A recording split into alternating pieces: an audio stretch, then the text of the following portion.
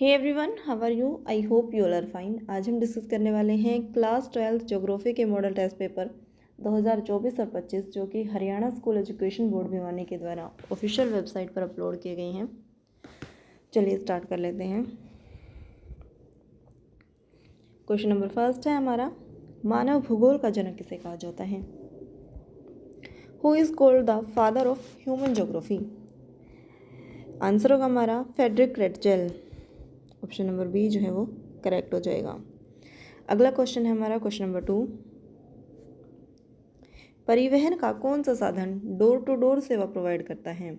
Which mode of transport provides door to door service? क्या airlines जो हैं वो एयरवेज जो है वो हमारे डोर टू डोर जो है एक तरीके से सर्विस प्रोवाइड करते हैं? नहीं। रेलवे नहीं, जहाँ तक उनका कनेक्शन है एक तरीके से बात की जाए तो रेलवे अलग, इससे बिल्कुल अलग हो जाएगा। पाइपलाइन के थ्रू भी जो है ऐसा नहीं होता। तो हमें आंसर मिल गया हमारा, that is option number C. Roadways के द्वारा सड़क परिवहन मार्ग जो है वो क्या है, डोर टू डोर सर्विस एक तरीके से प्रोवाइड करवाता है। अगला क्वेश्चन देख लेते हैं। क्वेश्चन नंबर 3 है हमारा,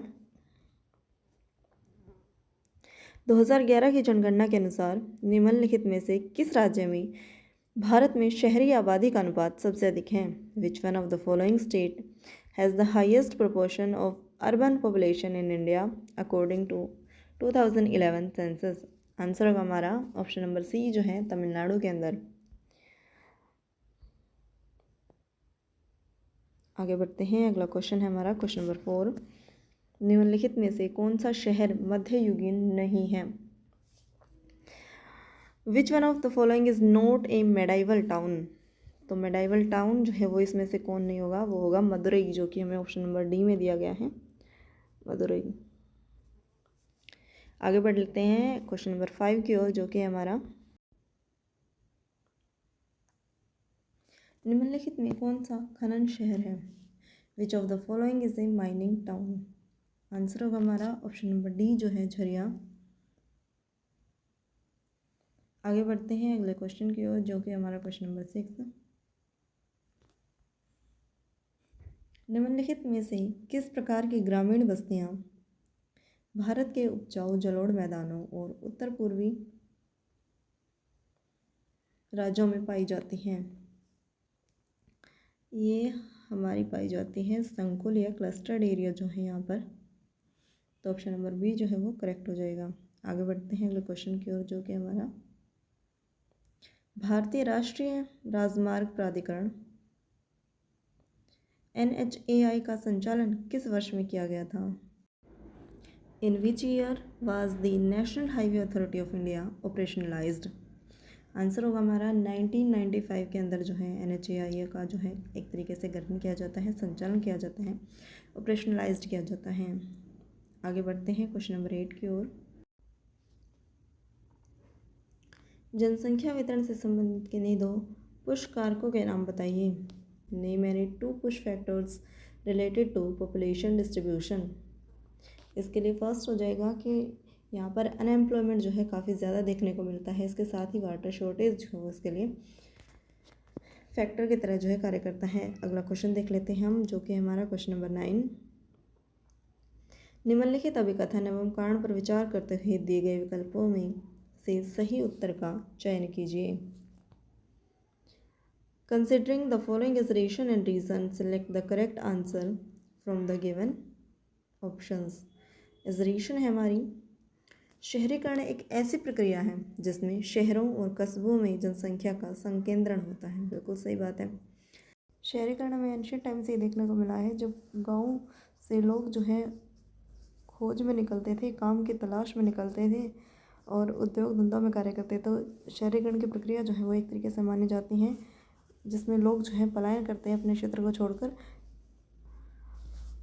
औद्योगिक क्षेत्र जो है वहाँ पर रहने के लिए जो है कार्य करते हैं। शहरीकरण की प्रक्रिया को जो है एक तरीके से इंक्रीज़ कर देते हैं।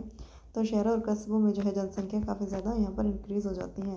रीज़न कह दिया गया है, शहरीकरण से शहरी क्षेत्रों में आर्थिक विकास में असमान वृद्धि होती है।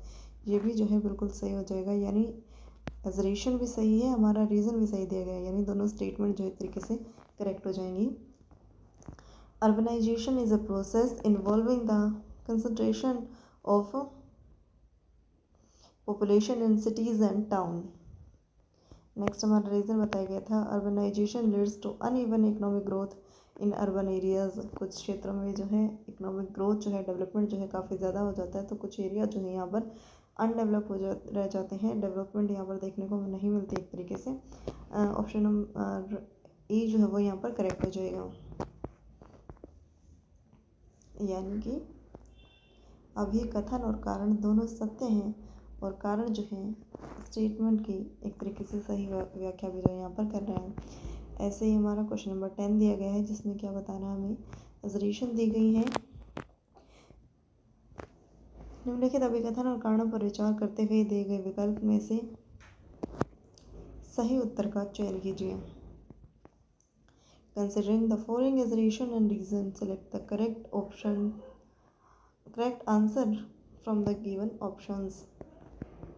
assertion है हमारी, ग्रामीण शहरी प्रवासन बेहतर रोजगारों के अवसरों और बेहतर जीवन स्तर की खोज से प्रेरित है। ये भी जो एक तरीके से बिल्कुल सही बात कह रहे हैं। रूरल अर्बन माइग्रेशन जो है, ग्रामीण क्षेत्र में जो प्रवासन हो रहा है, माइग्रेशन हो रहा है, is driven by the search for better employment. किस लिए हो रहा है पलायन, किस लिए हो रहा है, शहरों में रोज़गार की तलाश में, लाइफस्टाइल को बेटर करने के लिए, एम्प्लॉयमेंट बेहतर एम्प्लॉयमेंट की अपॉर्चुनिटीज़ के लिए, एंड इम्प्रूव्ड लिविंग स्टैंडर्ड्स, और जीवन के जो गुणवत्ता है उसके जीवन स्तर की खोज जो है वो एक तरीके से उसमें वृद्धि करने के लिए, लाइफस्टाइल स्टैंडर्ड इंक्रीज़ करने के लिए। कारण क्या बताया गया है, शहरी क्षेत्र यहाँ पर डाइवर्सिटी होती है, किस चीज़ की, रोज़गार की, के अवसर और उन सुविधाओं तक जो है वो एक तरीके से पहुँच प्रदान करते हैं, जो ग्रामीण क्षेत्रों में एक तरीके से उपलब्ध नहीं है, आसानी से यहाँ पर उपलब्ध नहीं होते। यानी कि अर्बन एरियाज़ ऑफर डाइवर्सिटी, बहुत ज़्यादा डाइवर्स जॉब अपॉर्चुनिटीज़ जो है यहाँ पर लोगों को प्रोवाइड की जाती हैं, एंड एक्सेस दी जाती हैं to MDs not readily available in rural areas, जो कि ग्रामीण एरिया में देखने को एक तरीके से नहीं मिलती हैं। तो ये भी दोनों सही हैं, यानी कि एजरेशन भी सही है और जो हमारा रीज़न दिया गया है वो भी इसके लिए स्पष्ट व्याख्या कर रहा है, यानी कि बोथ जो हमारे स्टेटमेंट है वो करेक्ट हो जाएंगी और हमारा आंसर भी क्या हो जाएगा, ऑप्शन नंबर ए जो है वह करेक्ट आंसर हो जाएगा इसके लिए।